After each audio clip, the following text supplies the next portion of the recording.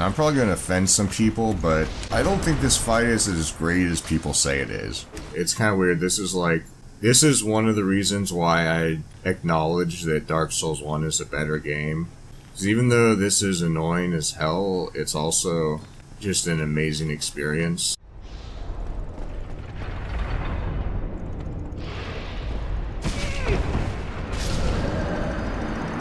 Yeah, I mean, like I said, I don't really have a favorite between the two. The reason why I make all these comments, like comparing them, is just, so the last few days I've watched a dozen hours of Lobos Jr. and Lobro, which is Lobos Jr.'s brother. I was watching his blind playthrough of Dark Souls 2, and they were, well, to use a kind word, they were comparing the two games, and Lobos Jr., he has the chat visible from Twitch, so I just see, like, all these comments, like, I mean, there's some people who defend Dark Souls, and I mean, don't get me wrong, I have plenty of criticisms of Dark Souls 2. I'd like to play the other Souls games, like Bloodborne, Dark Souls 3, Demon Souls, so I can sort of judge things a little bit better. The thing is, like, I agree with a lot of the criticisms with Dark Souls 2, it's just the way people do it, there's kind of a smugness and I guess bitterness also, which, I mean, in some ways it's understandable. Like, they had really high expectations and it kind of fell short. Are you serious? He, like, had a jumping attack queued up. Oh no, my humanity. Oh well. He had the jumping attack queued up. And this type of thing, like, I don't really mind, it's just kind of funny, but that's the type of thing, like, if that happened in Dark Souls 2, people would call it artificial difficulty. There's, like, kind of a, people just pile on, and things that happen in other games, they kind of forgive, but then if it happens in Dark Souls 2, it's the worst.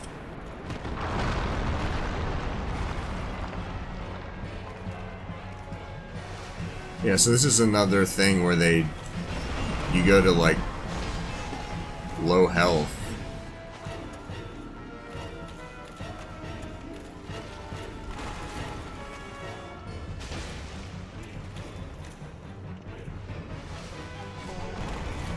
Yeah, I know I'm kind of brute forcing it. But see, this you can't really, you gotta, like, you pretty much have to get behind him.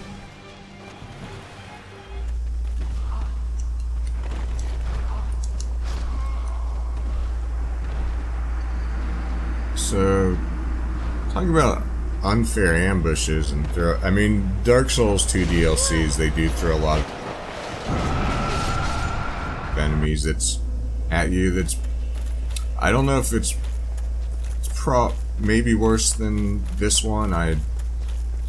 Neither one's that great, to be honest, as far as, like, throwing a bunch of enemies at you. When I first tried doing the Dark Souls 2 DLC, I kind of just I ended up just not doing it for a while because it was so annoying. But yeah,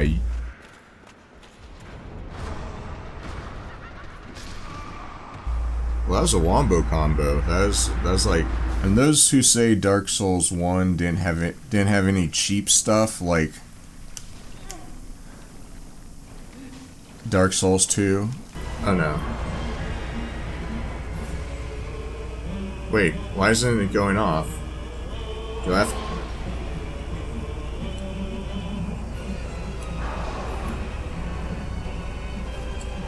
I thought that was going to be a projectile. And that's just annoying. A lot of these bosses have the AoE attack. You really need a shield.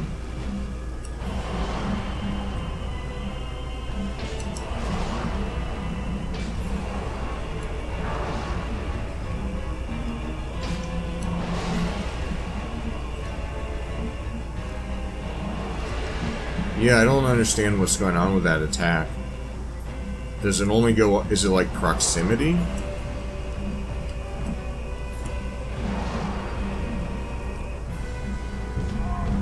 It's just like... It's like a homing attack.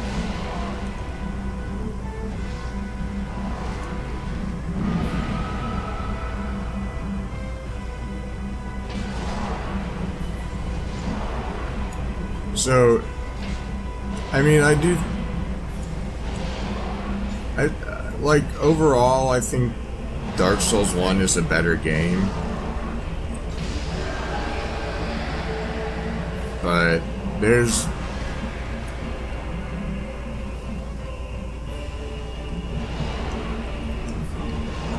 Joseph Anderson has a really good critique. And it's not like... He says he likes Dark Souls 1 better, but he just doesn't think the criticisms are as...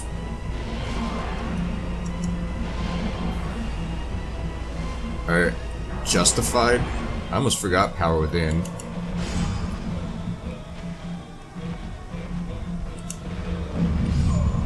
I couldn't do anything there. It's like... This is one of the more annoying bosses in the game. Like, you can... Yeah, you can learn his patterns, but he has the... Like, when you first fight him, there's so much... I would call it unfair, because there's no way... I guess you can block that with your shield, but... He has that attack that... Basically the magic equivalent of... What's it called? Wrath of the Gods.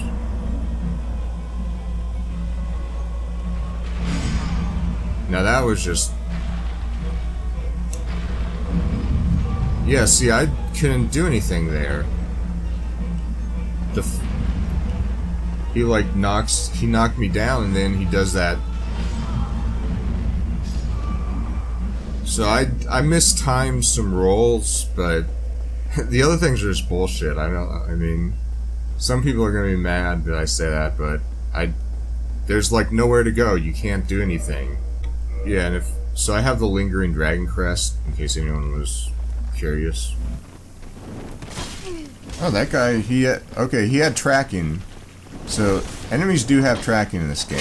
It's just not as much as Dark Souls 2. This guy I always cheese with ranged attacks, because he's just, like, so annoying to... It's, like, so annoying to fight. It's... I mean...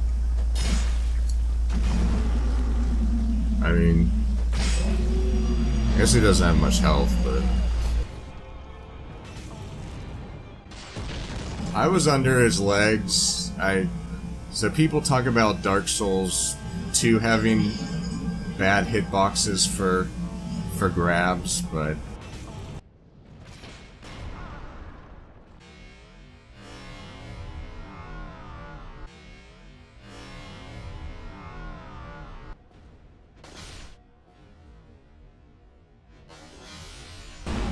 Oh, right, we need to place the Lord Vessel. I mean, luckily I got the secret bonfire. Otherwise, we'd have to go all the way down to Blighttown to get to the Demon Ruins. I mean, we still have to backtrack quite a bit.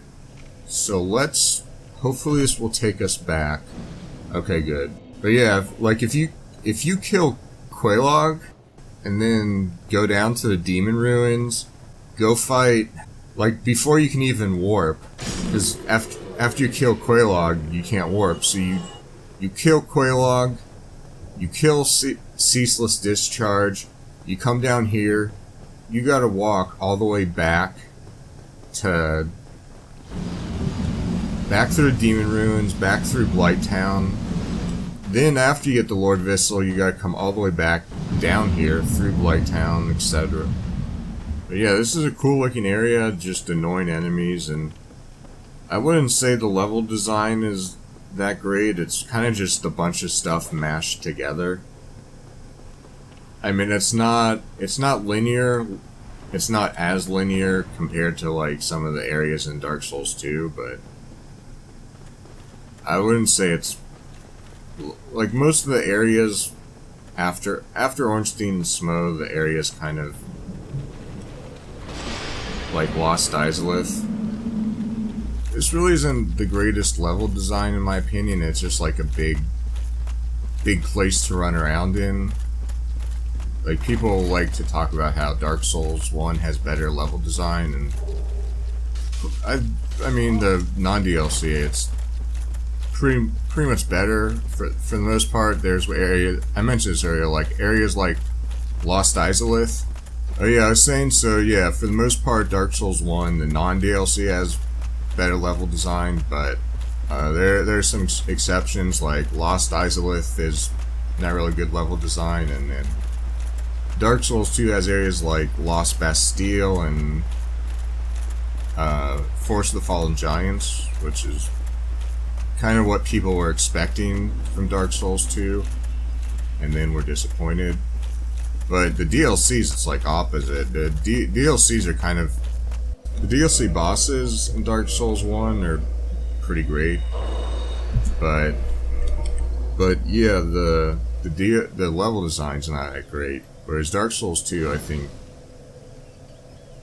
they had definitely stepped it up.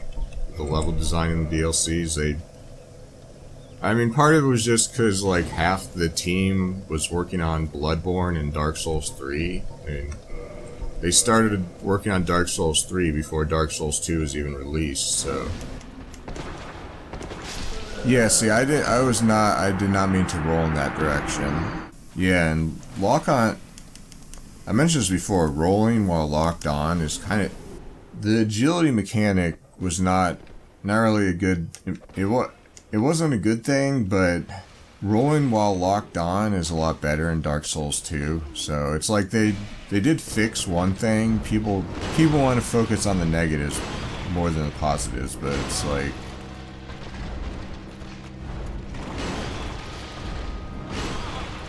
I also need to remember to roll sideways. I can't roll diagonally. And it's hard to really roll past him. Like in Dark Souls 2, if I'd rolled forward, I could have rolled along his side, kind of. Even if I wasn't rolling diagonally, but this is just really weird in this.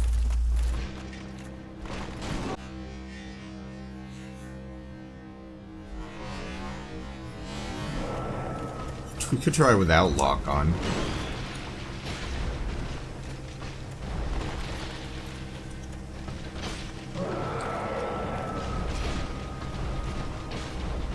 No. No! Okay.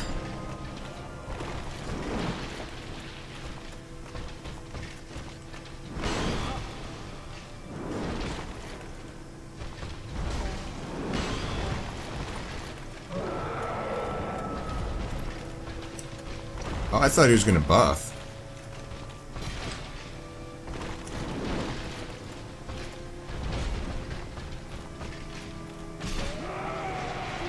Yeah, that was pretty messy, but alright, gotta remember these things are added to my hotbar. I feel like the hitboxes for plunging attacks were more generous in Dark Souls 1. I knew the hollow was there, but I figured I'd get the iframes, which, yeah, that's one thing Dark Souls 2 kind of miss, where you still do have some iframes, you just don't have like iframes when you're using the door. Oh, do I have the oral decoy? I don't know why they changed the name either in Dark Souls 2, but like some of the changes in Dark Souls 2 they seem kind of arbitrary, like change just for the sake of change. And it seems like a lot of I mean, I haven't played a huge volume of games, but it seems somewhat normal for the companies to do this, to just change things that didn't really need to be changed. I mean, sometimes it's not any worse, but it's not better either. Even though I've played Dark Souls 2 a lot more than the first one, I don't really have a favorite between the two. I mean, that might change later. I mean, the NPCs are a lot better in Dark Souls 1. I mean, I think pretty much everyone can agree on that. Yeah, I mostly did tank builds in Dark Souls 1. It's just, Then when I got to Dark Souls 2, it was like different game mechanics. I still tried to do the whole tank thing, but eventually I just went back to, or not went back to, but I just did no shield two-handed. Shield's kind of hard with my control setup anyways. I mean this isn't really that much platforming as compared to Honor Londo, or Sen's Fortress. I had a friend who said he was really into Dark Souls, and he says he likes challenging games, but he just felt like Sen's Fortress was unfair, and so he quit playing the game after that, which is kind of unfortunate. So another thing that's kind of annoying if you're playing this game blind, you can go back up to Seath, where Seath killed you, and fight him again, and like this here, this is just annoying. It's not the fun kind of difficult, like people say Dark Souls 2, it doesn't have the fun difficulty, but going up sketchy elevators, it's like, I'm probably gonna piss some people off, but I don't know, I don't care. If you think this is fun, and part of it is just I'm at 60 FPS, but it's like the platforming in this game, see, things like that, it's just kind of designed to make you die unnecessarily. And then it's like, I mean, Blighttown's probably the most notorious for just making people want to quit the game. So I don't know, I think like Dark Souls 1 does a lot of things better than Dark Souls 2, but it's not perfect. Oh, I forgot to pull this guy. This could be a problem.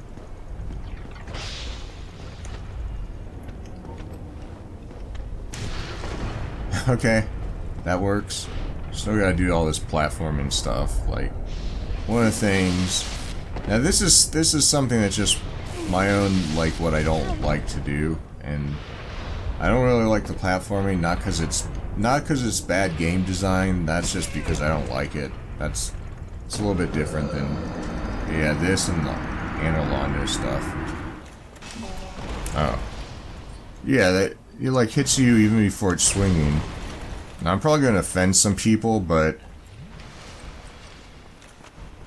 I don't think this fight is as great as people say it is.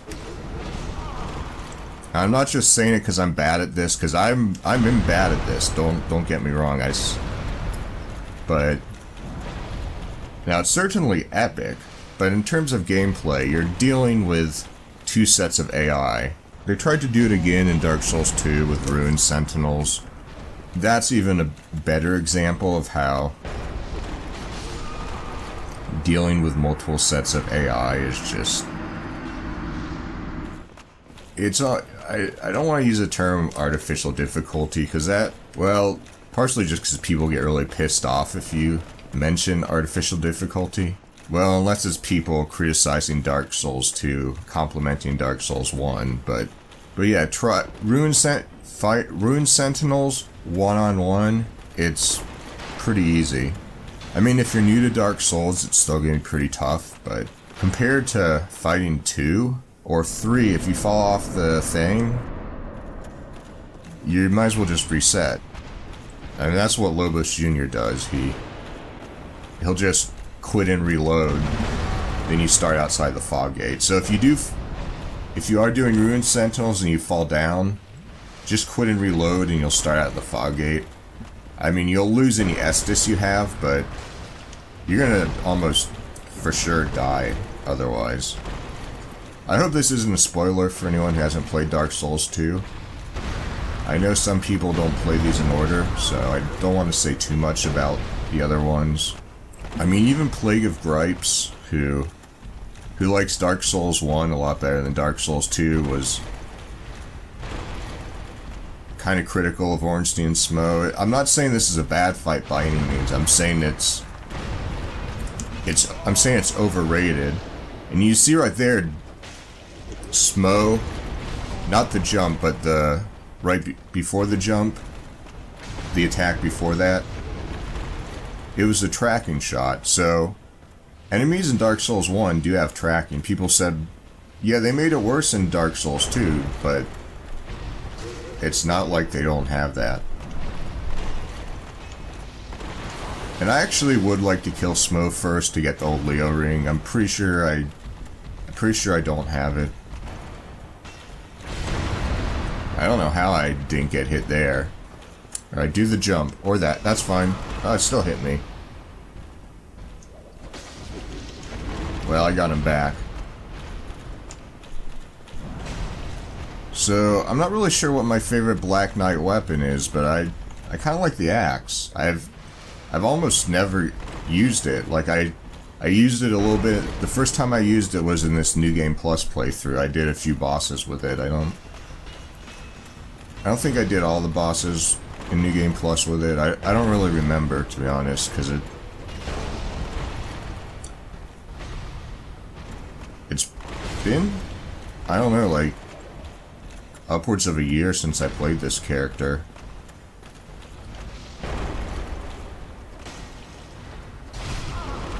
Okay, so the follow-up attack is pretty slow. You know what? I'm gonna watch this, because I need a drink of water, and I have a new PC. I can actually, well, it's not like HD, but it's a lot better than my old computer.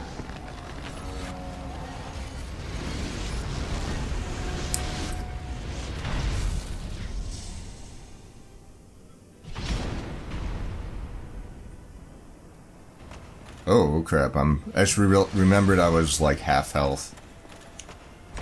Okay, so should I use Power Within? It seems kind of like a bad idea, but it could also be a good idea. Are you just gonna spam that? Okay. So I gotta watch out for the grab. That's...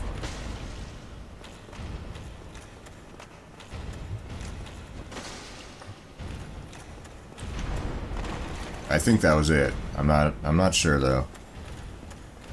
Oh yeah, I also gotta watch out for the butt slam. And also maybe just not spam attacks. Which that's how I got hit there. Oh, okay.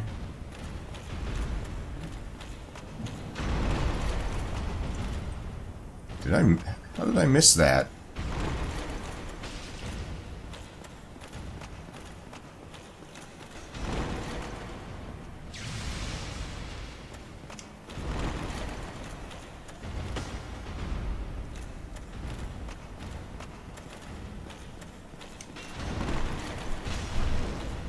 Oh wow, that was doubly bad. I missed. And he hit me.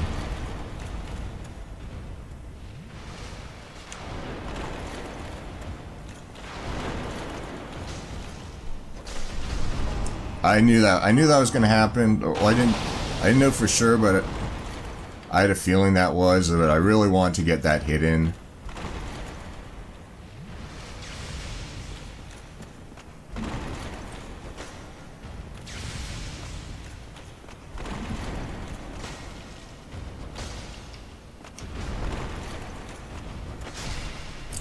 Alright, that was my first solo New Game Plus victory.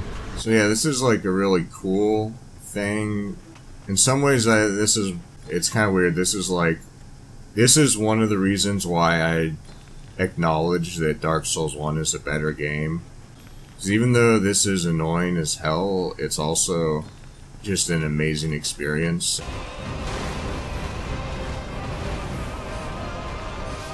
I'm sure a lot of people are happy guard break goes back to kick. What happens if what? Clear? I got a chime? Really? I have two clerics chimes.